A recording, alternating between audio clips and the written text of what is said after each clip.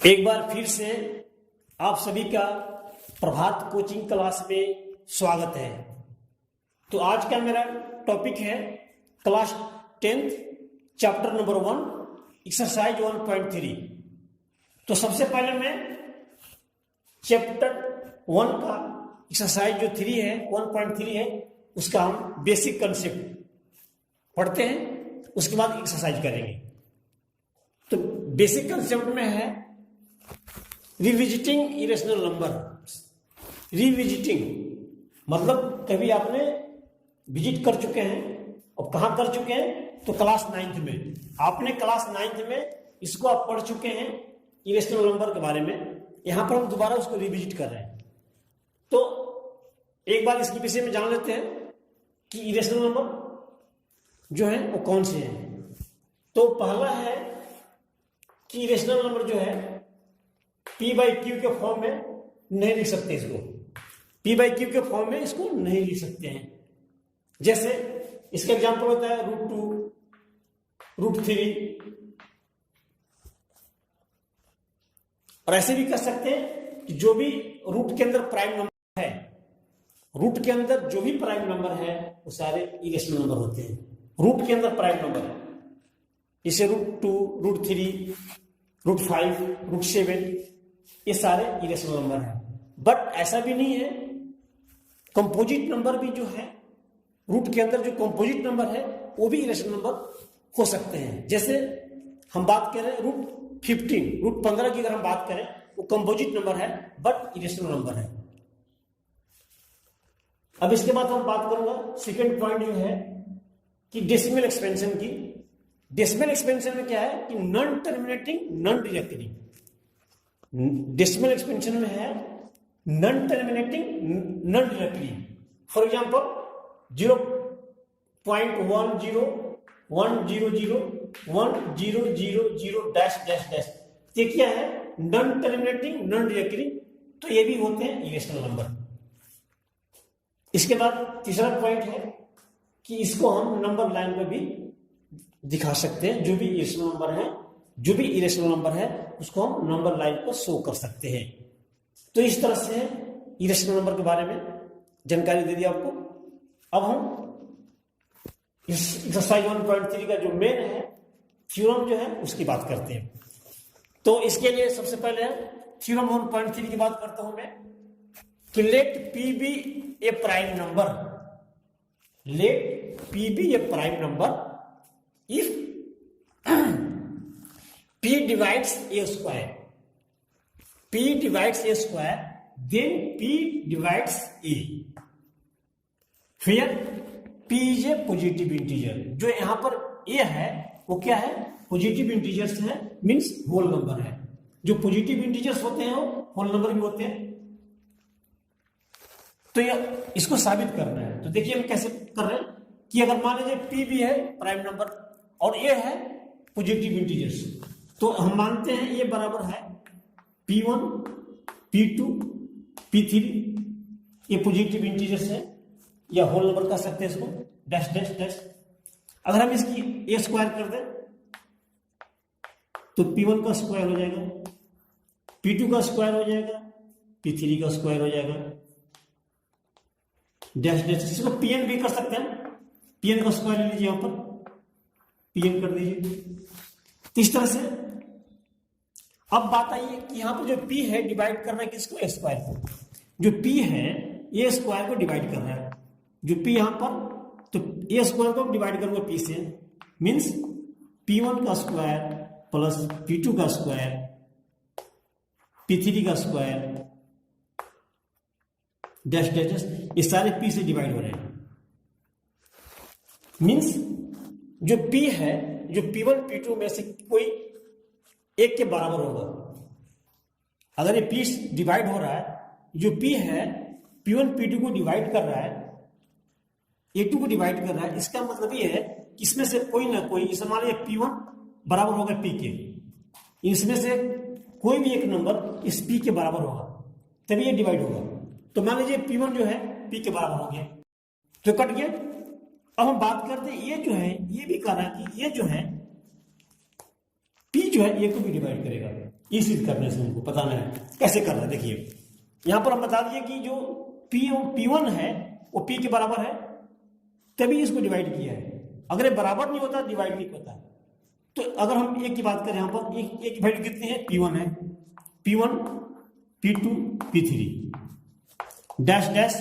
तो इसको भी अगर P से डिवाइड करूंगा मैं, तो यहां पर क्या है, P1 बराबर P है, तो इसका मतलब जो यहाँ P1 है P हो जाएगा, तो यहां भी P से डिवाइड हो जाएगा।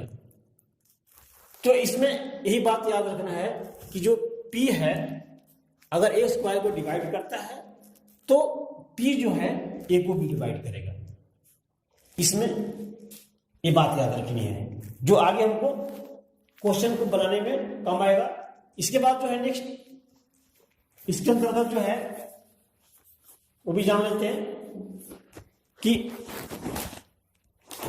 टू रेशनल नंबर, अगर हम दो रेशनल नंबर को मल्टीप्लाई करते हैं, प्रोडक्ट करते हैं टू रेशनल नंबर R1 और R2, दो टू रेशनल नंबर है, तो उसका जो प्रोडक्ट बनेगा रेशनल नंबर ही बनेगा। Product of two rational number is rational number, product of two rational number is rational number. और अगर हम दो सब्ट्रैक्ट करते हैं, रेशनल नंबर को सब्ट्रैक्ट करेंगे तो भी मेरा रेशनल नंबर ही बनेगा। Subtract of two rational number is rational number, subtract of two rational number is a rational number. ये दो बातें याद रखनी है, 2 पॉइंट्स है और 1 पॉइंट है, इसको याद रखना है ताकि इस चैप्टर को हम इसी तरह से समझा सके। तो इसके बाद हम नेक्स्ट बात करते हैं क्वेश्चन की। चलिए क्वेश्चन बनाते हैं।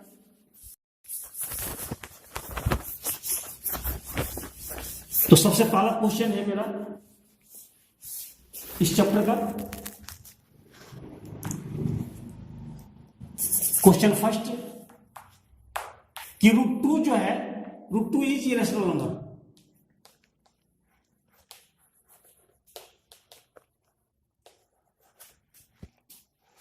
√2 इज ए इरेशनल नंबर है, ये प्रूफ करना आपको कि √2 इज ए इरेशनल नंबर है। तो इसको कैसे प्रूव करेंगे, तो चलिए हम बताते हैं कि कैसे प्रूव करते हैं। ठीक है, तो सबसे पहले करना क्या है, late assume √2 is a rational number.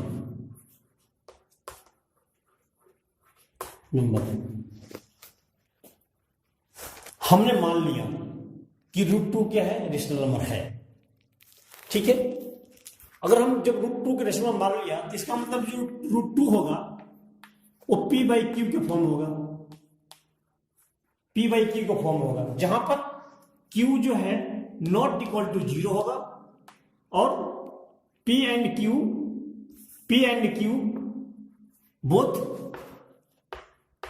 Both जो इंटीजर्स होंगे, इंटीजर हो गए, बोथ इंटीजर हो गया, P and Q both integer होंगे and P and Q have no common factor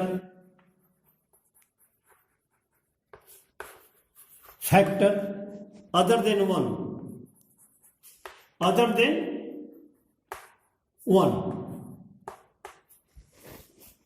इसमें Q है not equal to 0, P and Q both integer, P and Q have no common factor other than 1। अब इसके बाद क्या करना है, यहां पर नेक्स्ट जो स्टेप है यहां पर स्क्वायरिंग बोथ साइड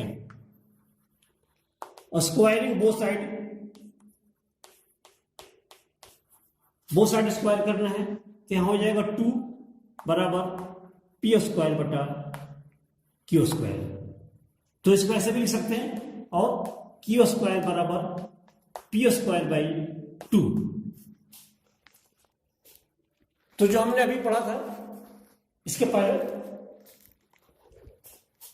तो यहां पर हम लिख सकते हैं कि जो P² जो है, P² is divisible by divisible by 2, यहां जो पी स्क्वायर है 2 से डिविजिबल हो रहा है, so also P is divisible by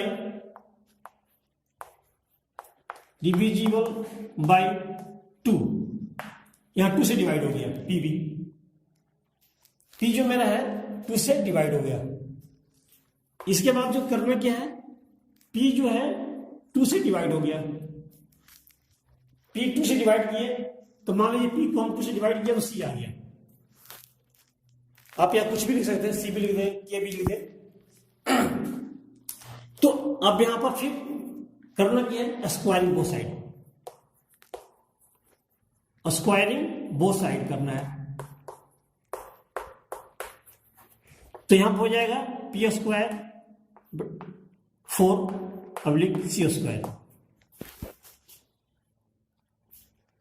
अब यहां पर करना क्या है, हमको पी का जो मान है वैल्यू, यहां से पी का जो मान यहां पर कितना था, यहां जो पी की वैल्यू है 2q²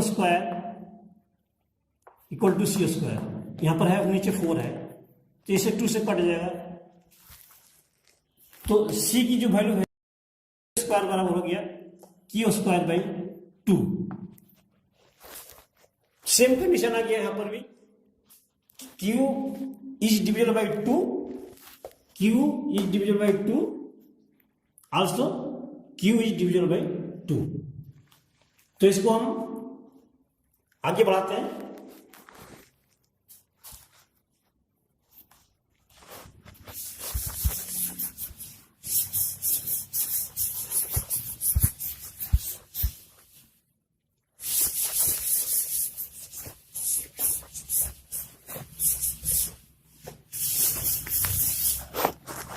यहां पर लिखा जाएगा q² इज डिविजिबल बाई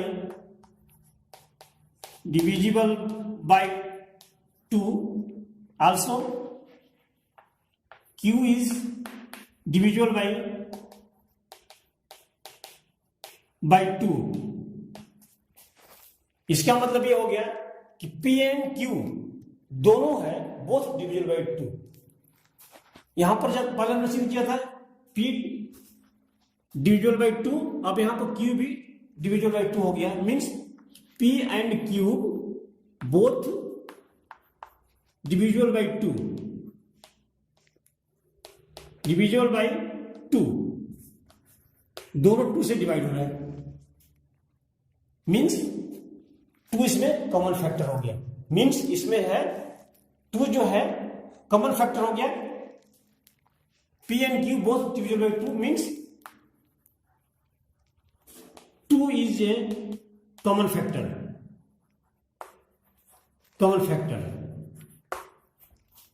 आपका 2 इसमें कॉमन फैक्टर आ गया, व्हिच इज ए कंट्राडिक्शन, एक विरोधाभास हो गया, व्हिच इज ए कंट्राडिक्शन, एक विरोधाभास है,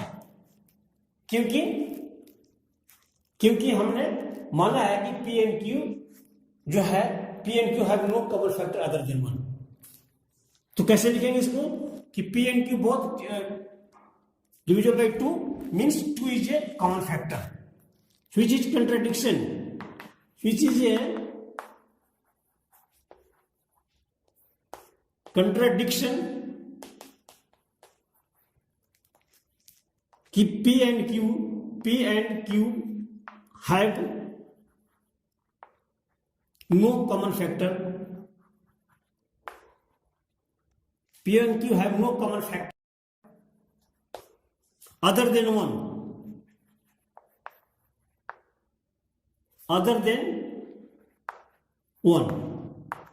which is, so our assumption is wrong, इसका मतलब है कि √2 इज है, जो √2 इज है क्या है, रेशनल नंबर है, इसका मतलब है कि √2 इज इरेशनल नंबर है। यहां पर क्या हो गया, which is contradiction, p and q have no common factor other than 1। तो इसका मतलब यह है कि आवर जो अजम्पशन हुआ, आवर अजम्पशन इज रॉन्ग, इसका मतलब ये हो गया कि क्यू जो है √2 है, √2 इज ए इरेशनल नंबर।